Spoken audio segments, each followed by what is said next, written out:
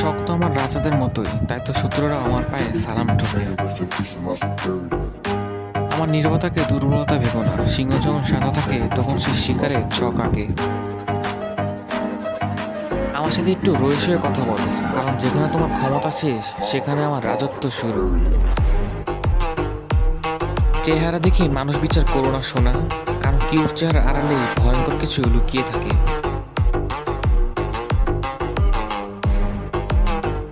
শত্রু অনেক আছে, তাতে আমার কিছু যায় আসে না, কারণ বাঘের পেছনে তো কত কুকুরের দলই ঘেউ ঘেউ করে। নিজের একটা আলাদা পরিচয় বানাবো আমি, কারণ কারো ছায় বেঁচে থাকার ইচ্ছে আমার নেই। আমরা ডরাই না কাউকে, মাথা উঁচু করে চলি, কারণ আমরা কারো দয়ায় নয়, নিজের দমে চলি। আমরা ইতিহাস পড়ি না ভাই, ইতিহাস তৈরি করতে ভালোবাসি।